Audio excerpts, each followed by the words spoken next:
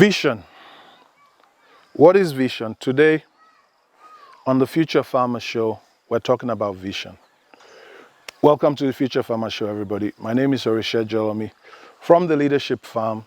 And one of the things we want to talk to you about today is about vision. What is vision? Why is vision important? We're at the farm today. We have talked to you on so many episodes of our program now, The Future Farmer, and we've been talking about why farming is important and how to transit from agriculture to agribusiness. Last program we focused on the value of the individual and why planning is important. Today we encapsulate everything we have talked about in one family.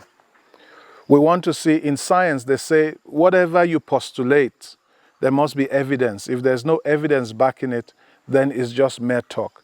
Well, today we have evidence, and we don't just have evidence, we have very good proof that farming can change the life of every family.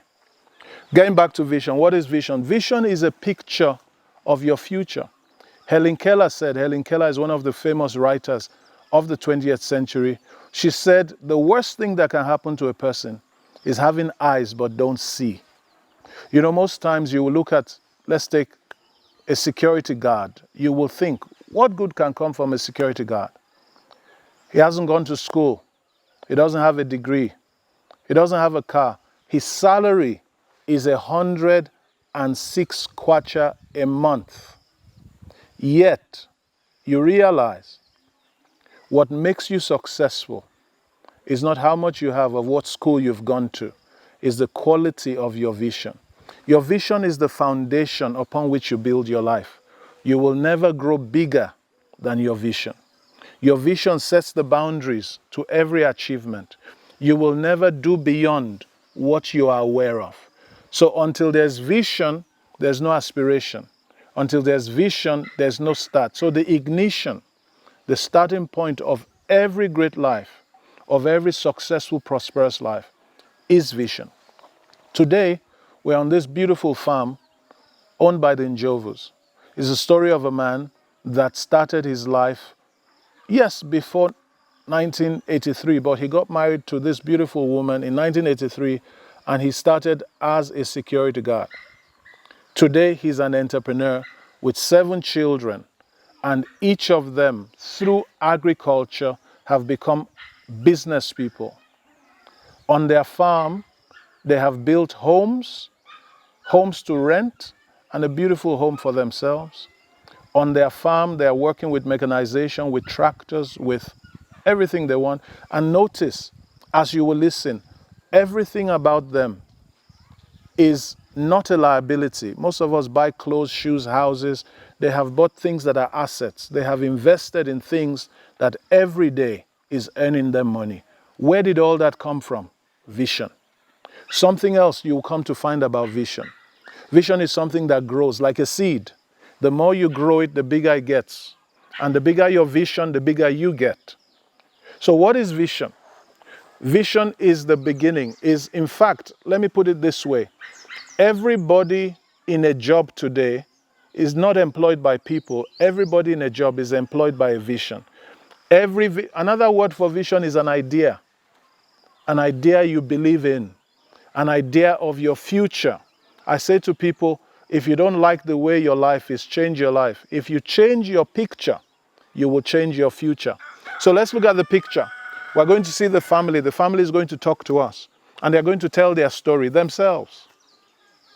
The picture was, this man had a job, and to make up for his life, he started to farm. He had no money to buy farmland, but because he had a vision, the opportunity for him to farm came. And he and his wife, thank God for beautiful, wonderful wives, helped him to grow. And both of them today have assets worth, I won't go into it for their own safety. But the most important thing is this, where did they start from? They started from nothing.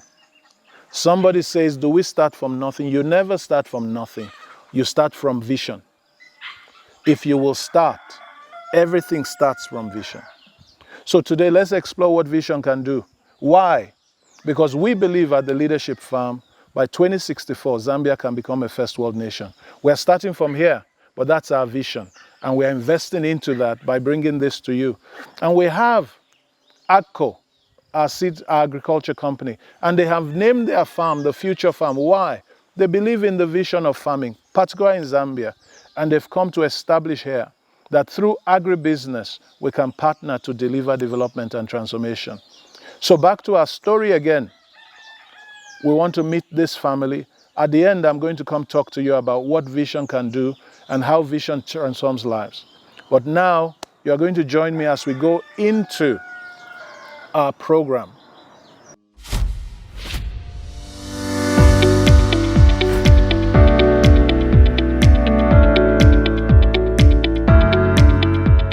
The Future Farm is really about generating knowledge and knowledge about farming. How can you make knowledge more profitable? How can knowledge work? Not just provide food on your table, but also to be a business. Because we know that farming is really the employment of over 60% of Zambians and actually over 40% of Africans. The benefits of having mechanization on our farms, quite a number of them. One of them is you have good quality of work on your farm. So to the existing farmers, what is key with farming and the future of farming is that you need to be knowledgeable.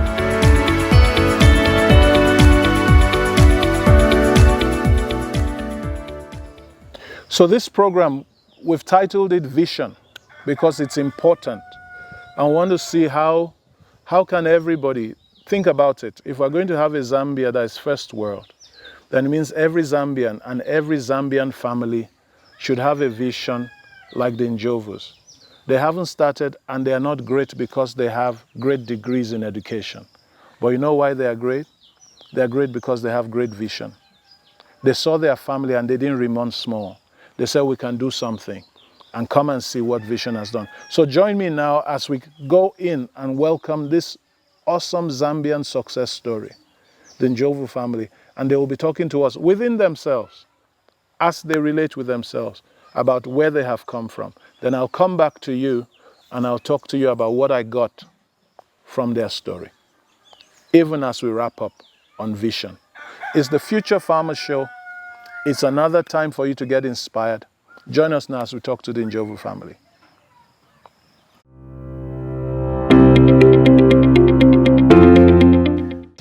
My name is Fred Njovu. We are here at my parents' farm in Silver Rest. Daddy, tifuna kuziba azisebana wa tifuna kuziba mwakwanisa bwanji kuti mufikepo pano pa mimi media.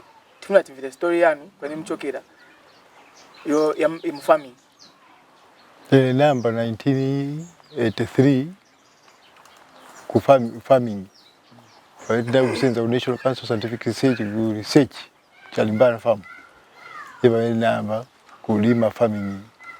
Until tutachoka kuja taenda ku Nisa Airport road kuja. Baada tinamba kulima futi. Ukutisebenza kutilima. Ukutisebenza kutilima tapeza kwa kuti. Kuti mtandizike mwene. Akuenda kwa school. Tukapeza kwa kuti tagulisako. Na kutenga drama zijana kutandizika kuana kulima bene bana ku school. Nanga mami siniziba Facebook mzatuza zinayani. Okay. Nene Suzeni Njovu. Ninamba kulima kuchokera mu 83 pamene ninangira mchikwati. Ninangira mchikwati mu 83 ninazipeza amo na kufikira mkwamba mkulima. Ninapeza bamuna banga ni ba security guard. So pamene tinangira tinamba mkulima tinapeza mo tinakulima kulingana ati tifuna kulima tifuna kudya. But kwenda kwa ma days tinamba kulima kwamba mkugulisa. Pamene tinamba kugulisa tinaona mati mkugulisa muli pindu ya bwino. So naona mo ubwino mkulima. So pamene tinamba mkulima kuchokera 83 kufika pamene tinamba kulima tinali na land ya scientific research. Iyo land sinali yathu. Tinali kupasiwa chabe kuma company kwenda mkulima. So pamene tinakulima tinakuchosa vakudya na kwenda mkugulisa na kutitandizira na kuma school kuti timwende ku school. Tinakuchosa ndalama mvakudya. After that tinafika mu 2004 pamene tinapeza danga yopeza land kuno kunchito company ku scientific research. So pamene vanatipasa land ino vanatiuza kuti tamupasa ni malandi but tizamba kumujuwira ni kumasalari. So vanatipasa malandi vanakutijuwira masalaries. So pamene vanatipasa tinamba kubwera kuno kulandi kwamba mkulima pang'ono kwamba kulima. After that tinabwata lima tinakuchosa vakudya otaenda na mkugulisa tipeza ndalama za bwino. But tinapezeka kulima kwani tinakulima tinakusensa manja yatu mkulima. Tinabwata limapo soybeans. Iyo soybeans tinabwata shanga 4 bags ma 50 kg. Inabwata tichosera 86 bags. Tinaenda mkugulisa. Tinachoona tukulima ni kwa bwino. So mkwenda mkulima naona mo pindu ya bwino. Yamene yatipasa kuti tifike pano. After that tikaboshita hivyo. Tinapezeka tilipanisa pamene paja. Tinankala kuchoka land pani tinaitenga mu 2004. Tinankala until 2008 banachita retire batwana. Tinabwata pezeka kufuti challenge yo ya kulima.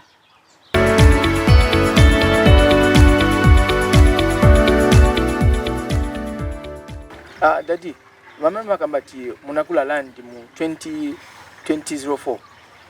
Then mwezi kambati salary mweze kufola inali ngono kuti mukwanise kutisunga kutidyesa pa nyumba. So tifula timvere munegula zingati land iyo. Then again futi mweze kwanisa bwanji kulipira loan again futi na kutidyesa pa nyumba. So nakwanisa ndatira kulima tikalima milisi fina kutagulisako tapezako ndalama yo lipira ku skulu imwe tapezako ndalama yo tandizika kugula mafertilizer mbeu. Kulima nina kulingana mwamene benzo tijuwira ndalama kunchito ku chifukwa cha land. Tinankalawo masuka kwamba toko pamene tinakutandizira chifukwa cha olima. Because tinaziwa tipantagula land tapeza chintu chikulu pa life yatu. So tinaita concentrate mkuita mkulima. Tinaona mapindu because pamene tikabwerera kumbuye tikamba pamene tinaemba kulima kuchokera mu 83 sinaendepo mshopo kula unga. Unga wamene tinadia mshopo choka 83 nikumbuka tinadia unga wama kuponi wamene tinaleta bagi mnyumba. So ninaona mapindu kukamba kuti mkulima kutandizira. So pamene tinamba kulima lokamba tiwana kujuba ndalama ku salary inatitandizira kwamba kuti sinaonepo difference iliyonso kwamba tikapena mwangena njala mnyumba chifukwa tinali kupitiriza na kuita bwanji na kulima. Okay. Daddy, pano pa farm matuza ati munagula farm in 2004. So I believe kuchokera mtuzo fonde pa munamba kutati develop farm. So tifati mutiuze mwakwanisa bwanji kuti mufike pano mulili pano. Because nikalangana pano pa farm muli na mapotries, munamanga nyumba, munagula kanta, munagula na tractor, then munamanga na maflats. So tufuna mtizivise kuti munachita munakwanisa bwanji because bambiri bantu balima. But then vane muli navo benango balibe. So tufuna mtizivise kuti chamene munakwanisa how munakwanisa bwanji kuti munkale navo vintu. Tinamba pang'ono farming tikalima farming timaenda kugulisa monga maveji kagulisa ndalama tipeza almost 2.5 per day. Timaenda 3 days a week, Monday, Wednesday na Friday maveji kwenda kugulisa. So nkuku zimatitandiza peza kondrama. Tumafurati tuja tuli kuja na tweve tumatitandiza tunafaka mabarenti peza kondrama. Okay. Tumachitira. Okay. But vetu funa kuziwa maningi se mwakwanisa bwanji because kuchoka mu 2004 manyumba kunalibe. So chanifuna kuziba ise kuti mwakwanisa bwanji. Pani mozo gulisa. Okay. I think utandizira. Pamene tinakwanirisa pano kulingana mwana wafunsira kwamba kuti tina tractor pano, tina nyumba ya rent, yamene titandizira ni farming. Tinankala first thing pamene tinamba kuchita retire kumanga nyumba. Tinamanga nyumba mundama za retire. After that manje ukutina kumanga nyumba retire but tichita bwanji tilima. So mukupitiriza mukulima kuja tinamanga nyumba. Kusiriza kumanga nyumba inati pelela pakati ndrama za sila. But sina chite give up. Ninakamba nati loko chankala hapa. Since tinapasiwa tina manja vose tikwanisa mkuta mandinga kwanisio kuchita. Tinapitiriza mukulima. Mukupitiriza mukulima nikambe sorry nibwele kumbuyo mzaji jubila pakati. Pamene tinamanga nyumba tinayona tinyumba sina sile, tinaika mtenge.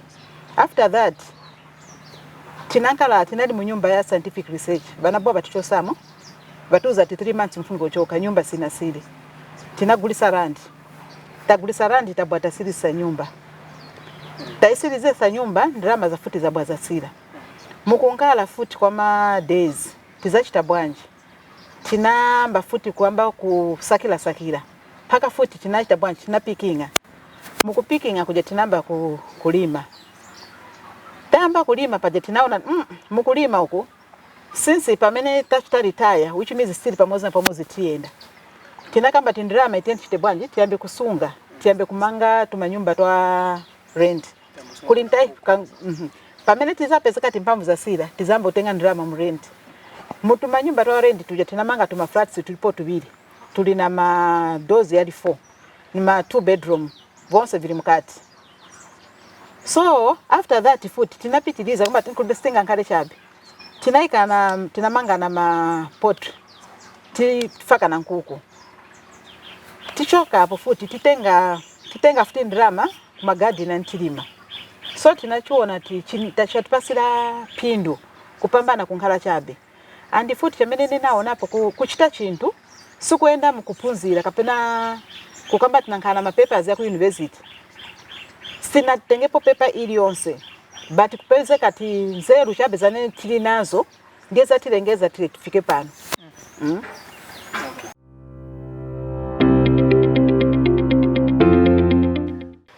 Pamene tinayamba business yatu. Doko pamene tinamba business yatu. Nona tinaika nzeru pamozi na wamuna banga ba Fred Njovu. Tinagwirizana uti tichite bwanji titandizane business.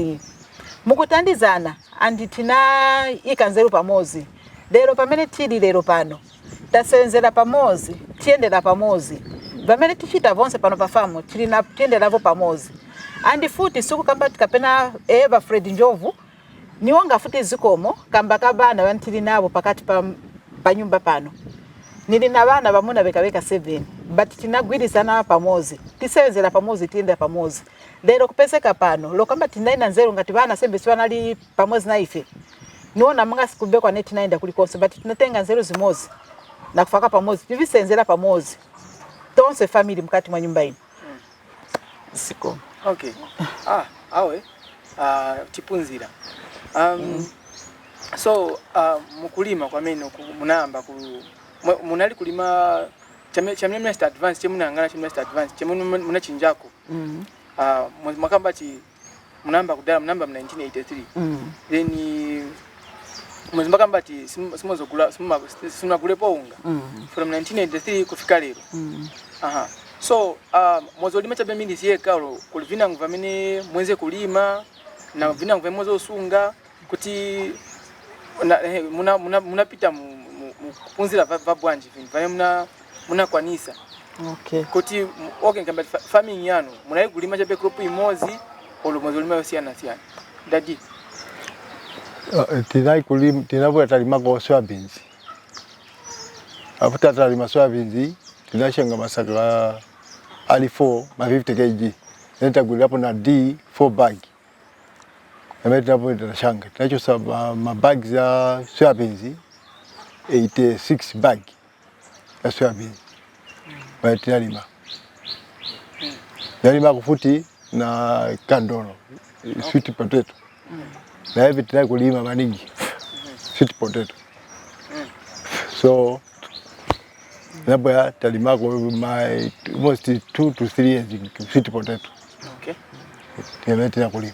Oh. Okay. Daddy, matuza ati munabwera pano pa farm mu 2013. Then mukulima muzulima vosiana siana. Mwakambali mnalima kwa soybeans na ma crops yosiana siana. Tifuna tiziwe cause pano pa farm pano munagula kanta. Pemna sta retire why si munagule mamotuka inangu. Si munagula ko na Corolla, si munagula ko Benz or Land Cruiser, but why munaganza ati mugule kanta. Chechina ningisa nchani. Yani ngesa kuti nigule kanta. Na kutangati nalima matomato. Kalima tomato ninai kubukinga. So nikabookinga peleka ku Soweto kuja upezeka kuti tomato ija kupia chipa kuja. So drama kuti nisale nayo mutumba ninai kukhala nilibe. Na kupasa bajamena bookinga track ngati na bookinga drama zose zinakwenda kodi ba track. So ni kusala so chabe no drama. Okay. So icho chintu kinani baba. Okay. Navera kuipa maningi sibeta nigule kakanta. Okay. Right track. Okay. Kuti zinya muliamo ma projects kupeleka kugulisa. Okay. So mukamba ati kutoka mu 1983 yeye mnaambia kugulisa kaili it's not simwa makamba ati 1983 mnamba farming but kugulisa mnaambia 1983. So awe maezi yena ngokumbuyo yamni mweze kwenda kugulisa mweze booking achabe mweze booking kwenda kugulisa vemwalima then mu 2014 ndipo mnapo maganza kula kanta. Oh, okay. Oh, okay. Then nanga tractor. Naona tinagula tractor. So siniziba. Nanga hivyo tractor. Chame mnagulia tractor nchani. Chame nagulia tractor. Tractor iditandiza kupeza kwa ndrama na hivi. Tandiza kwa na skuru kuenda kwa skuru. Yani kutandiza kwa na kulima munda kaidi hapa nikukota kwa. Tumbwili kudala pa first na kulima na tumbwili. Wale msoa bizi yameneyo tinalima na tumbwili. From 1983. Yeah. Na kulima na tumbwili. So msoa bizi tinalima na tumbwili. But tractor paenda tinagula iti tandiza kwa titapepukiri wako. Tandiza wana skuru kupunzisa. Advantage ya maona hapo. Kwa kuna kuwama kwa tractor kwa maona hapo ni chani. Sema maona hapo chani sema mnapo mwankana nayo tinaweza gombo mzoni sema mulipa mimi hapo bwanje. Okay. Ai chamimo okay ubwino wa tractor. Musija pe mukamba chape ubwino wa tractor ni chani. Okay. Aha. Ubwino wa tractor uneta peza hapo. Niyo kamba ati wani kuna tipepukiriwa kulima. Kutitandizira. Mukwenda mukulima. Futi titandizira monga kukamba ati bantu babwa mukita haya tractor baenda kwali kutendo walimira maminda yabo. So ima pezekati chito inkala ipepuka na kuenda futi tienda pasogolo kulingana mwamene tinalili paja pa chiambi paja kuamba kulima na tumbwili but hapa naona monga tapambana taenda pasogolo yatitandizira munjira zambiri because hapa manje tikamba monga that time maonela land nentilipo pano ni land ya utisinga kwani sike kulima na tractor land ni ngono but hapa timba chita haya ma land tima bookinga malandi kuinango kwenda mkulima so monga this time hapa manje so tinalima kudala kulingana chabe mvula ngati ya boya tenda mkushanga futi tina bookinga futi tilibe land yatu but yatitandizira mkulingana 3 years aneta nkala nayo hapa taonapo change taonapo chintu chikuru chane chatitandizira monga pa tractor andi kunkala na tractor monga mwane tinapezera tractor mwantambira monga pa chapambuyo kamba kuti kunkala na chintu sikuenda ku skulu kunkala na chintu si pepa ningatandizeko kuli bantu benango kamba kuti ngati nachifunisisa chintu kamba tifuna kuchita chintu chaso nizachikwanirisa nzachipeza tikachifunisisa kwamba tinifuna chita chintu chaso timachikwanirisa kunkhala kwamba tinaenda ku skulu naenda peza ndalama kapena niende nikachita chintu cha bwanja koma kwamba tinafuna mtima wanga so vonse vanhu wanga kamba tivamvera bantu mu farming muri chintu chikuru monga palino this time antafikapo tikamba ti farming ndiye muri ndalama nizaenda kunchito nizasebenza bati ngati nakamba tini ndine farmer nilima nizapeza ndalama more than uja mtu anaenda ku 1 up to 30 nizapeza ndalama ikulu muri ma challenges mu farming so ngati nayapambana ma challenges yaja which means farming nizakwanirisa so kamba tikamena kamba ndine farmer kulibe challenge iliyonse muri ma challenge ambiri yamene tipezana nayo yamene zapezeka sometimes wakangi wa kugula fertilizer manager but sufunika kuchita give up ufunika be kupitiliza ufunika kukhala naija kuchita encouragement kwamba first ni kwanirisa pamene uzakwanirisa anozakwanisa manager next time uzapambana so nitandiza mafamers wanzanga kuti tentimirire titandizane and farming ngati mwakamba mwagwirizana nyumba imozi mwagwirizana family bonse which means farming izaenda pasogolo farming ngati mwakamba wina angwaganiza icho kwamba tawe nekapeza ndalama nifuna niende nayoko ine nkapeza simuzaenda pasogolo koma ngati mwagwirizana nyumba yonse wani bana tisabatai kutali bana ni batu but tifungo baleta pafupi bazambo ti pushing na beve so ene niona mo bwiro mu farming kulingana mwamene tinankalira banja yanga na bamuna banga banitandizira na bevi lero nili pano chifuka cha farming naenda pasogolo kamba ka farming naona mo chintu cha bwino farming muri vintu va bwino maningi vamene naona mu pa life yanga monga tikamba pa farming ya kulima nilima monga pano pa farm tilima tomato tilima ma vegetables timalima ma carrots so ninaona mo vintu va bwino pamene timalima hivi vintu bantu wena ngongati tilima wanga kuonena tikubeva ni muchita but muri pindu monga mwanti malima ma vegetables tikalima vegetables titenga mande ngati tatiola tienda mkugulisa pa mande chapa bebe ninkana 2500 kwacha na bwata packing mu Tuesday tienda mande tapeleka Tuesday tipumula Wednesday tienda futi tugulisa tipeza 55 tipeza 2500 Friday futi tienda mkugulisa tipeza futi 2500 soja ndrama yamene tigwira kukamba jabe chirungamo tinasenza munisa sina igwirepo mu wiki kapena yo 6000 tinakuigwira muri 1 year ndiye yanetenzo ogwira but pali manje ni igwira muri 1 week sikwambia mami tifuna mtiuze mwakwanisa bwanje kuti sabana wana tingale bo wenda mjita family mwakwanisa bwanje because kuliwena ngo bantu wena wana but not really that is farming mwakwanisa bwanje kuti bana mwatandizire bangene farming na wewe zambire mo ndeti okay bana gatuna bana ufunika uyambirira kupunzisa kupunzisa farming ngati ulina bana ufunika bapunzisa ndawa ngati wabalekelera bana bazamba kumwa moba ena ngo babe mafaka so ufunika wapasa bize pa nyumba bana kupunzisa farming kulinjira zina ngo wena ngo bamapunzisa vinango but monga ine bana wanga bonse Moze Lameki salipo pano na Moze salipo pano na Isaac salipo pano but bonse bazi balima farming. Okay. Okay mami. Okay.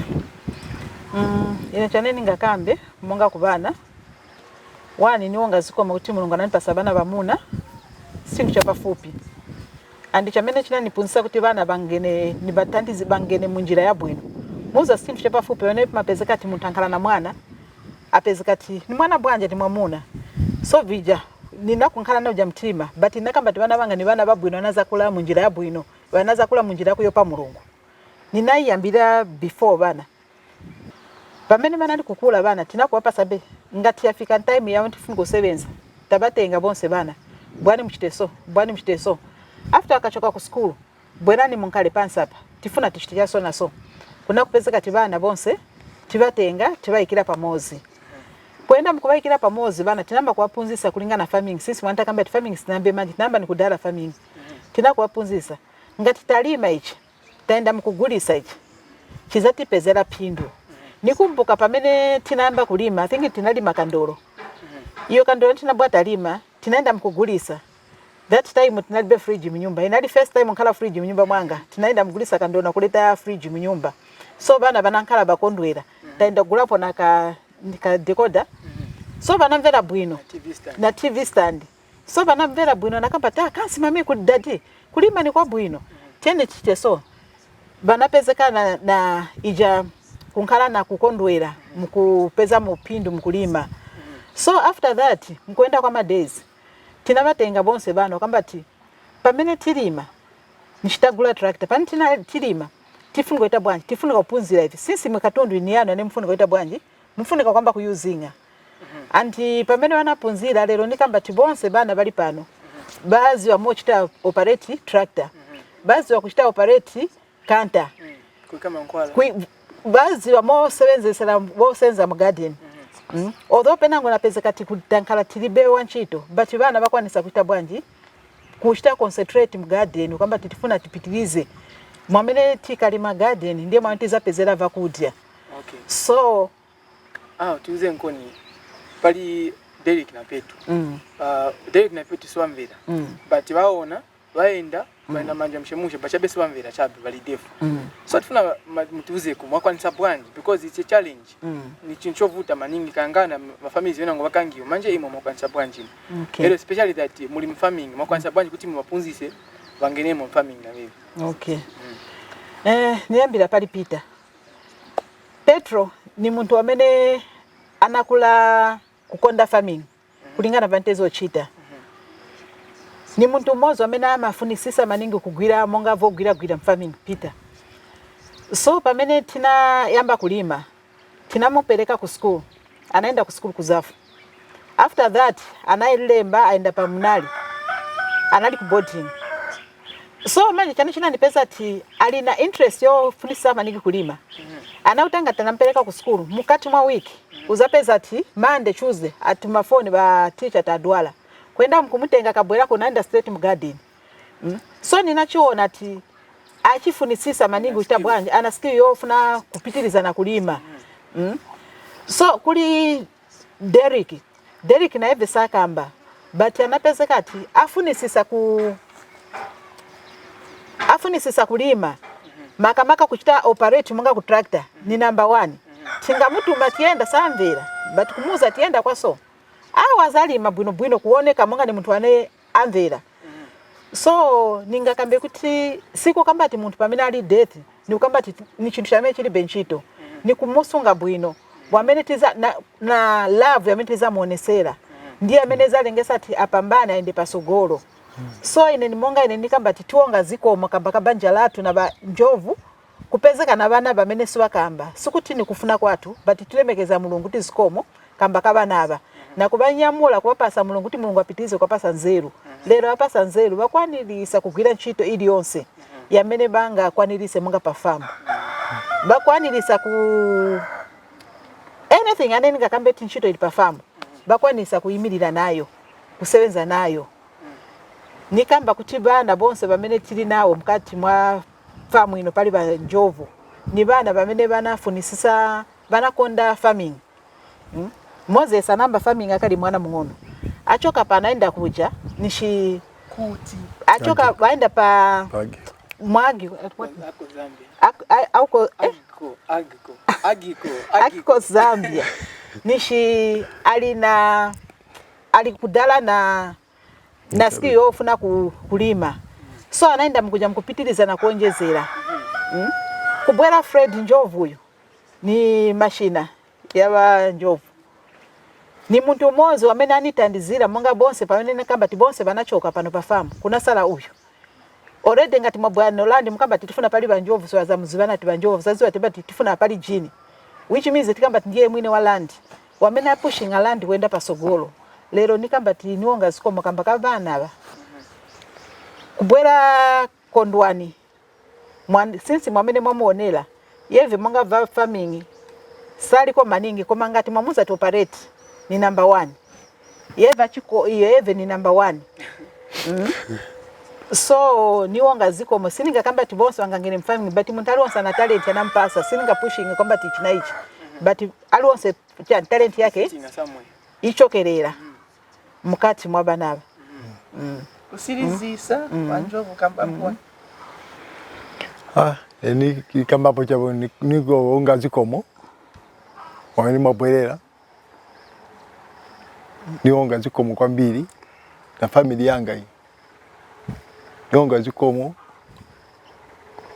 kuliwa busa tuwa pasta Jolomi Yonga zikomo mama wene wabwea Mabinde wa tikopa wa ni yonga zikomo na Agco Zambia ni yonga zikomo kwa mbili Chamene ni yongera anati tandiza na tractor tinagula tractor Wicho kera pa Agco Zambia Mwone wanatandiza ku training Tilati na yonse tinaenda training about 6 tinaenda training Agco Zambia wanati trainer bonse bama ripping cooking ripping kulima wanati punzisa bonse na ubwino wa ripa ija ripa ija bambili siwa ifuna bambili siwa ifuna but ripa is good nanga tukulibe mvula ya mbili Lipa ya mine itandiza kusunga manzi mu line ya mashaka milisi. Baji wa mbili swa ifuna. Ama funa disk, pulau, bati lipa inayo wana ilibwino maningi. Kuli kwa mene nalima kumunda kina scientific. Munacho katumizi sito kwa nabwe. Chufua cha ripping ya mene.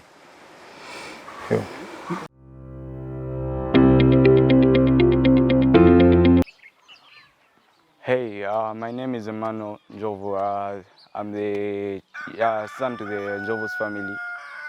And I want to encourage my fellow friends, my young youths, that the goodness of farming, there's a lot of benefits in farming because since when I started school, I don't remember being checked out from school. And my parents have paid for me school fees. I've never missed classes. I don't miss classes because my parents pay for my school fees. And my fellow youths, I want to encourage you that these smartphones you're using, these there is no benefit in these phones. You can either go farming, you may have a backyard at your place, and you can start farming in your backyard. There is no problem, and you can eat your vegetables from your backyard. Yeah.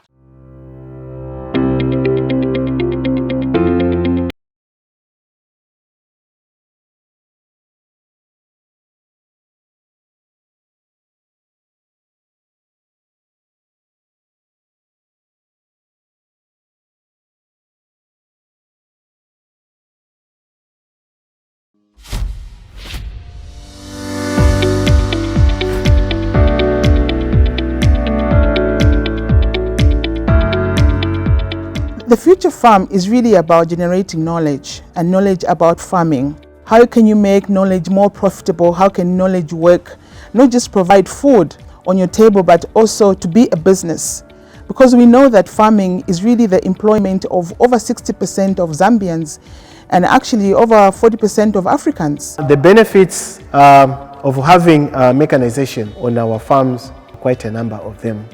One of them is you have good quality of work on your farm. So to the existing farmers, what is key with farming and the future of farming is that you need to be knowledgeable.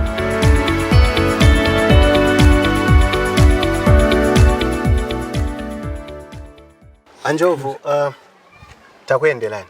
Sikongo mbi. Sure. Taimilila tiona ni tractor amene ili kumbuyo kwatu hii. Ni tractor yano.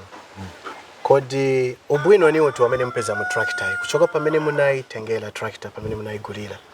Niyo limba olo isebenza bwanji ngati ozeko. Kusebenza isebenza bwino na kulimba niyo limba. Nanga mukayangana ku training tractor ikalibe kubwera. Tinatenga family yonse. Bana bantu bonse ababe ni Fred Junior na imwe na benangu bamene sibalipo. tinawapereka ku Future Farm ku training center. And then tinakupunzisani moendesera tractor na mochitira hitch ma implements yonse na kuti muzibe ma implement ali kumbuyo asebenza chani. Kuchoka paja zijanzeru zija zamene munatenga ku training center zikutandizani bwaje? Anzeru zija zititandiza molimira moikira implementi na mo ngati mwongera munda molimira kuti muzalima mugia bwanji hiyo lo gia 2 gia 3 timatandiza. Okay.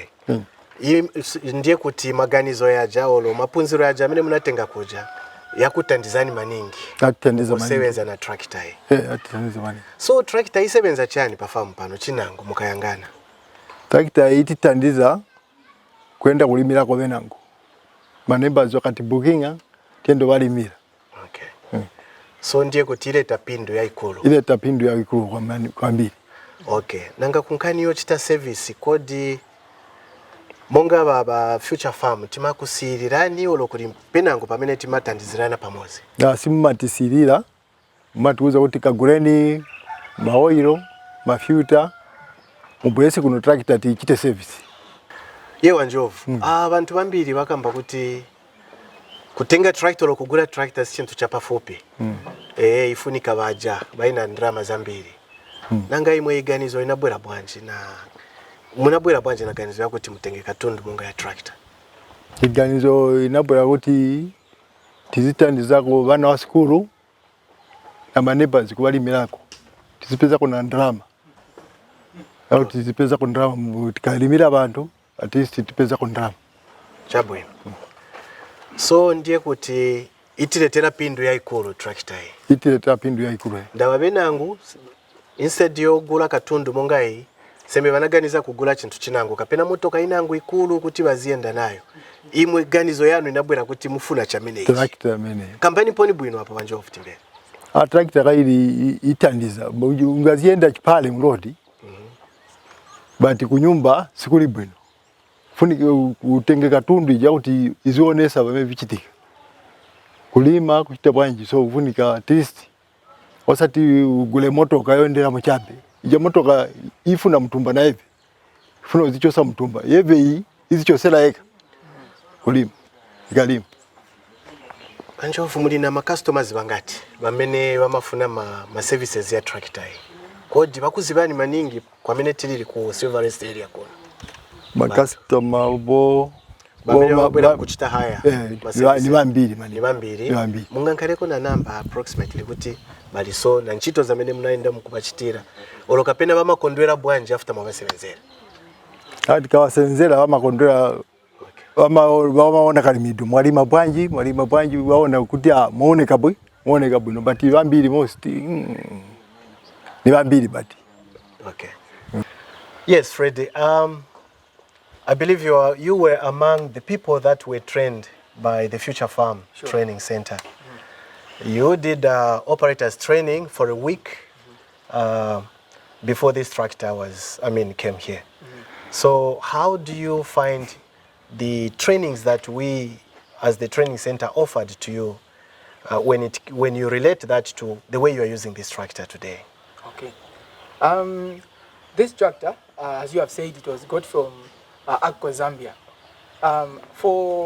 For me, I look at the training that we undertook to be a very important one, because I looked at this is a very expensive machine, and Dad has invested a lot of money in this one, and then it needs someone who has knowledge on how to operate it. It is someone who just like Ratsa, when you have to drive, you have to get a license. So for this one, we didn't take it as simple as it is. So Agco Zambia went there for school. They taught us how to do hand calibration, to do the greasing. Okay, let me just say the basics, like starting the tractor, how you are supposed to sit, how you are supposed to operate it in full. Yes, Fred. How was life here at the farm before this tractor was bought? Okay. Here, life was hard because you find we have over 2 hectares farm, and then we used to either hire elsewhere labor to prepare lands. But when the tractor came in, we are working in one day. We are able to finish the whole farm the whole farm, plowing, either plowing or reaping or disking in one day. We are able to do that work within one day. That is how efficient it has become. It has helped us greatly. Yeah. Okay, Fred, when I look at you, you are a young man. And it's not quite easy nowadays to find a young man like you operating a tractor, and you know how to operate it. How do you find it easy to be on the tractor instead of you being on the canter or the Corona that I've seen there? Okay. For me, basically I would say it's my passion for farming that has led me to start operating a tractor. I not only love machines, but I also love farming. So me operating the tractor is one way that has helped me. I am able to do a big field in one day. I am able to do one big field in one day. And then Agco, we went there for teaching. We went there for lessons to learn how to operate a tractor, how to drive it, how to move, how to do to use different kinds of implements. Yeah. And right now I can say that we are offering the best service around here.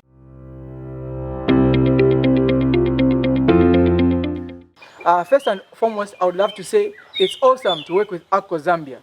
Why I say so is because they'll offer you the best service. They'll give you the best machine, and they'll give you the best services, the knowledge that you need on how to operate the machines. Yeah, like for us, we went there for school. We have been trained how to operate a machine. We've been trained on all things, and they're not only doing on machinery stuff. They also teach us on agronomy that we know how to, on which lands we need to plant certain types of crops, because it's not any type of crop that you should plant on any type of soil. So that is what we learned from Agco Zambia. This tractor here, when you buy it, when you do the hiring out, when you do your farming, it will give you back your money in a shorter period of time. So don't think, farmers out there, do not think that a tractor is really expensive to buy. It is not. So I'm encouraging you, my fellow brothers and sisters there, encourage your parents to buy a tractor.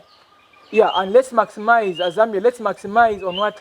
On agriculture. As Africa, let's maximize on agriculture, and we can only do that with the help of Agco Zambia and with the help of machinery.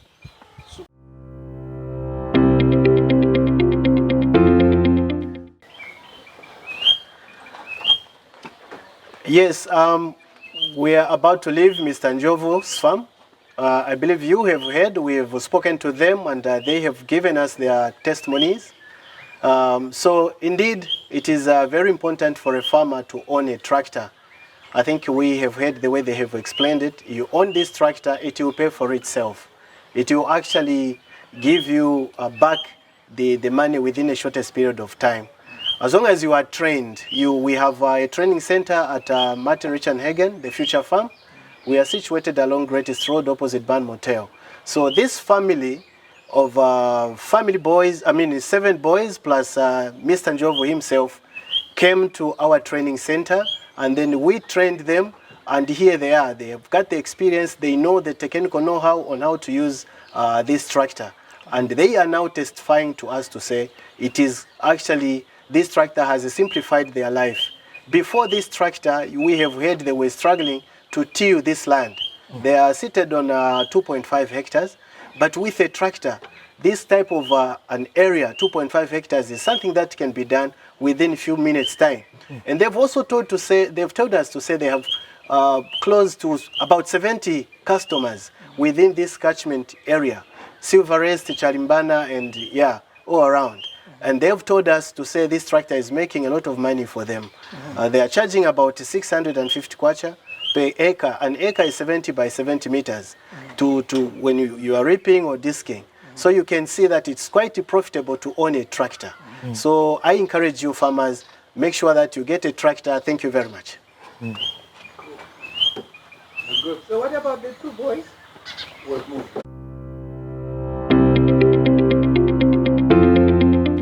Welcome to the Martin Richard Hagen Future Farm, based in Lusaka, Zambia. The Martin Richard Hagen Future Farm is a modern state-of-the-art facility offering education and training in mechanized sustainable agriculture for farmers in Zambia and Africa. We offer facilities such as lecture rooms, student accommodation, and a state-of-the-art fitted kitchen and restaurant. We also offer facilities for business and social events. We hope you enjoy your experience here at the Future Farm.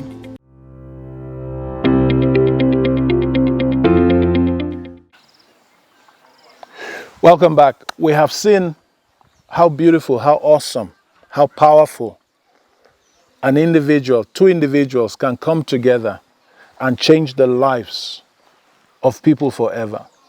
These two people, Mr. and Mrs. Njovu, they started their journey. You know, the most beautiful thing about this is this: they never looked at themselves as limited. They never looked at themselves as, I'm a security guard. They looked at themselves as, how do we improve our life from where we are? And they started with what they had. Think about it. For 38 years, these two Zambians have never bought a bag of Milli Meal. Why? Vision.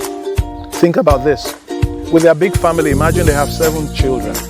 Can you imagine how many bags of Milli Meal they eat? They are 7 boys, not just 7 children, 7 boys. Now, it means that every month, 12 months, times 38 years, times at least 2 bags of Milli Meal. So these people have saved close to 1,000 bags of Milli Meal times whatever price Milli Meal is out there today. They have saved over 120,000 kwacha from buying and planting their own Milli Meal. They've never bought. Think about somebody that has been buying Milli Meal for the last 38 years. They have given out 120,000 kwacha to millers. How can you say that person is poor when over 138 years that person has given out over 120,000? But this family have started with what they had. They went to lima their ground and they grew. And when they grew, they realized, oh, we can make profit. We've eaten so much. And then they get to the next level. We can build this. Then they get to a place where they said, we can buy land. We started on borrowed land. We can own our land. All this is vision. As a man thinketh or woman thinketh, so they will be. That means you are a direct reflection of the picture of yourself in your mind. If you think you are poor, you are poor. If you think you are rich, you are rich. What makes you rich or poor is not money, is the way you see yourself, your vision. And you know what about vision?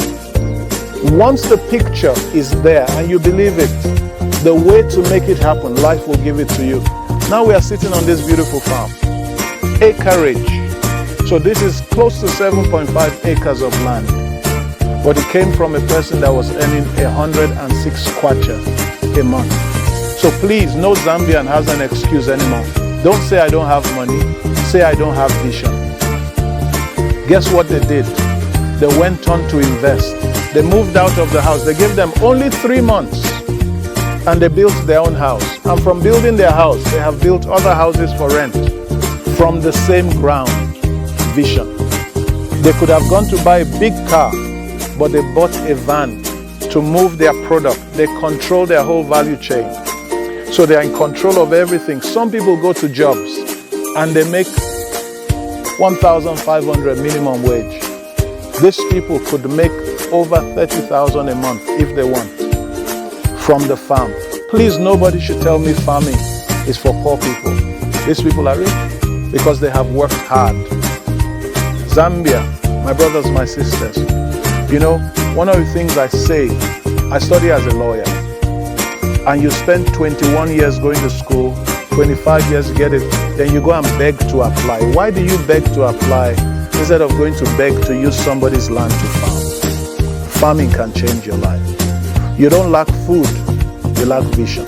So this program, we have looked at that, and we're very excited, and we are celebrating. They should win a national award in my book because they've done it. And many other Zambians are doing it every day. So will you join us in believing in Zambia and believing that we can change it if all of us, by this inspiration, begin to look for, don't look for money, look for vision. That's your one idea will pay school fees. That's your one idea will change economies. That's your one idea. Inside that idea is a tractor, is customers, is your van, is your house. One idea that you dare to believe and work on. It's been the Future Farmer Show. We will talk to you again next week. Thank you for joining us. I wonder what we will be cooking in our kitchen for you next week. Make sure you are tuned in. Always on this channel. We'll see you next week. From our partners, Agco, from the Njovu family that has so blessed and inspired us, and for you for taking time to watch. Thank you. We'll see you next Sunday. God bless you. Bye-bye.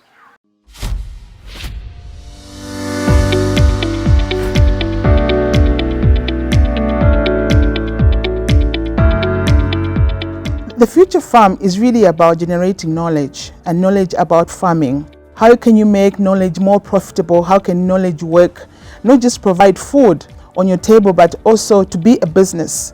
Because we know that farming is really the employment of over 60% of Zambians and actually over 40% of Africans. The benefits of having mechanization on our farms, quite a number of them. One of them is you have good quality of work on your farm. So to the existing farmers, what is key with farming and the future of farming is that you need to be knowledgeable.